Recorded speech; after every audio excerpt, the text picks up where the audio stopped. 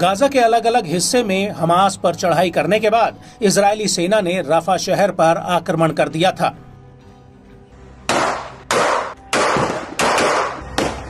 रफा Gaza के भीतर इकलौता ऐसा शहर था जहां पर 10 लाख से ज्यादा लोगों ने शरण ले रखी थी और रफा पर हमला करने को लेकर अमेरिकी राष्ट्रपति जो बाइडेन ने पीएम नेतन्याहू को चेतावनी दी थी कि रफा पर हमला करना इजराइल के लिए बहुत महंगा पड़ सकता है। लेकिन नेतन्याहू ने बाइडेन की एक नहीं सुनी और रफा पर हमला कर दिया।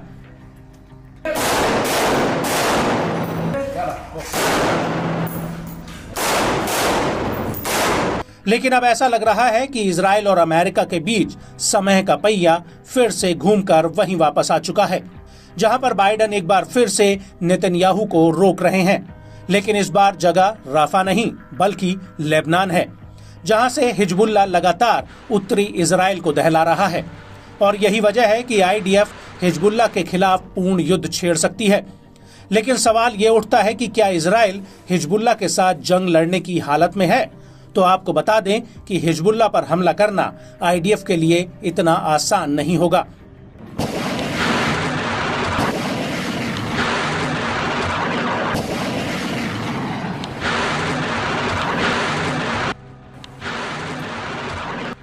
और ये बात हम नहीं कह रहे बल्कि खुद अमेरिका ने इजराइल को चेतावनी देते हुए कहा है कि वो हिजबुल्लाह के खिलाफ जंग से दूर ही रहे। लेकिन बड़ा सवाल ये है कि आखिर अमेरिका ने ऐसा कहा क्यों है? तो आपको बता दें कि अमेरिकी अधिकारियों का कहना है कि अगर इजराइल हिजबुल्लाह से जंग लड़ता है तो उसका एयर डिफेंस सिस्टम आयरन डोम पूरी तरह से धराशायी हो सकता है, क्योंकि हिजबुल्लाह के पास ड्रोन, मिसाइलों और रॉकेटों का एक बड़ा जखीरा है। अमेरिकी अधिकारियों का कहना है कि मौजूदा समय में हिजबुल्लाह एक ही दिन में 3000 मिसाइलें इजराइल पर दाग सकता है और ऐसे हालातों में इजराइल का एयर डिफेंस सिस्टम एक साथ इतनी मिसाइलों के आगे टिक नहीं पाएगा।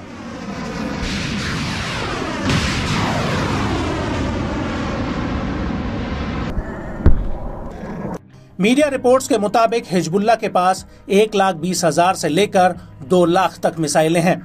वहीं हिजबुल्लाह के प्रमुख हसन नसरल्लाह का कहना है कि उनके पास 1 लाख से ज्यादा शस्त्र लड़ाके हैं, जिनके पास सीरिया में लड़ने का एक लंबा अनुभव है।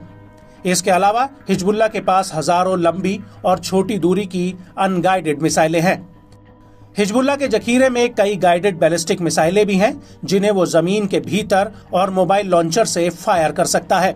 और इजराइल के लिए सबसे बड़ी मुसीबत हिजबुल्लाह के कामिकेज ड्रोन हैं, जिन्हें बीते समय में Israeli air defence system intercept नहीं कर पाया था।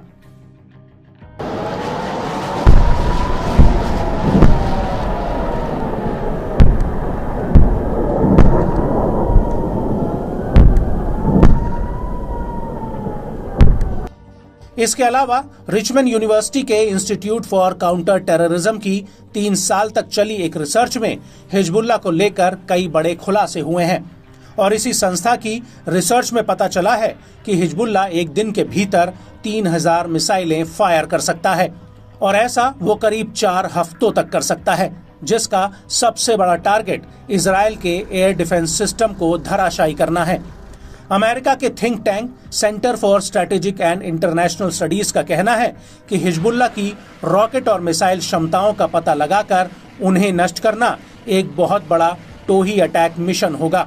इसके अलावा अमेरिकी थिंक टैंक की रिसर्च में ये भी पता चला है कि हिजबुल्लाह इजराइल की घनी आबादी वाले इलाकों पर हमला कर सकता है, क्योंकि उसके पास कई लंबी और कम दूरी पर हमला करने वाली मिसाइलें हैं और इजराइल के लिए सबसे बड़ी चुनौती हिजबुल्लाह की आने वाली मिसाइलों की संख्या होगी, जिन्हें जानबूझकर इजराइल के एयर डिफेंस सिस्टम को नष्ट करने के लिए बनाया गया है।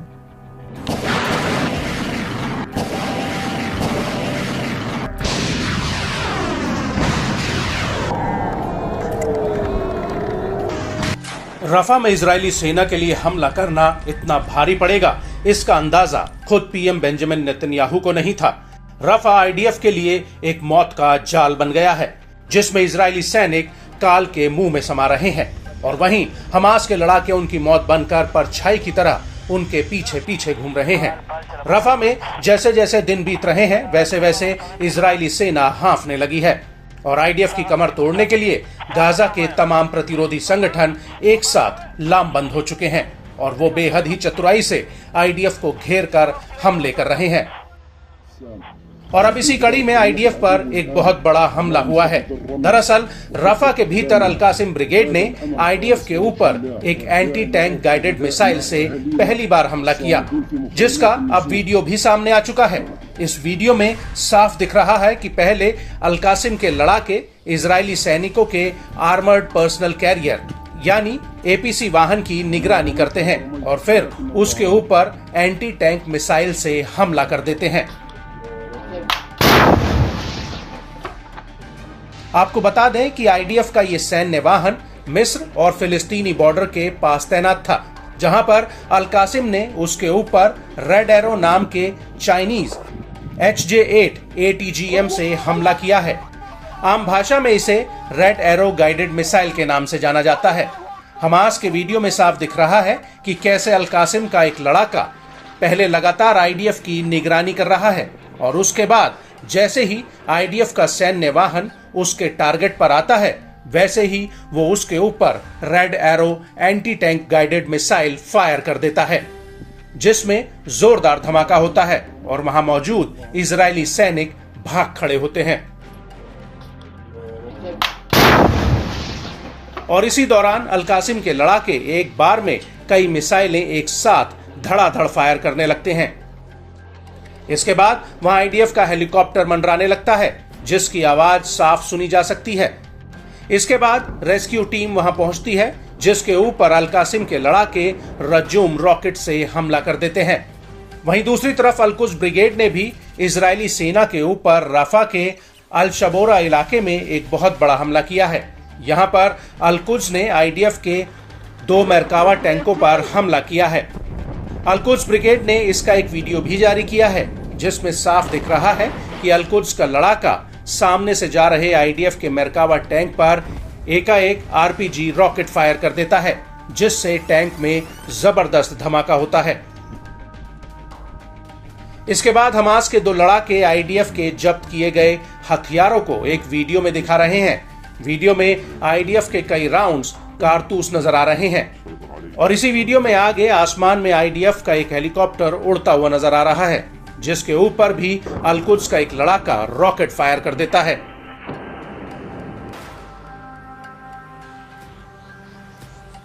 आपको बता दें कि इस वीडियो के अलावा अल-कुद्स ब्रिगेड ने नेटज़रीम एक्सेस का एक वीडियो जारी किया है, जो दक्षिण पश्चिम गाजा का है। अल-कुद्स के वीडियो में एक लड़ाका पेड़ों के नीचे कंबल ओढ़कर लेटा हुआ दिख रहा है और उसके बगल में एक रॉकेट लॉन्चर रखा होता है। अल-कुद्स का ये लड़ाका कंबल में छिपकर रॉकेट फायर करता है और उसके बाद तुरंत कंबल ओढ़ लेता है और इस लॉन्चर को एक बोरी के नीचे लगाया गया है, जिसके ऊपर भी कंबल रखा हुआ है।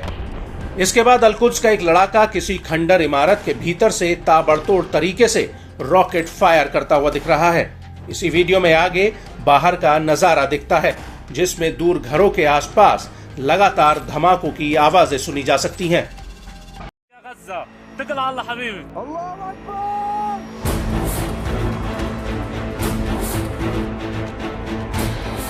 मिडिल ईस्ट में इजराइल के खिलाफ हमास और हिजबुल्ला और यमन के हूती को खड़ा करने के पीछे ईरान का हाथ है।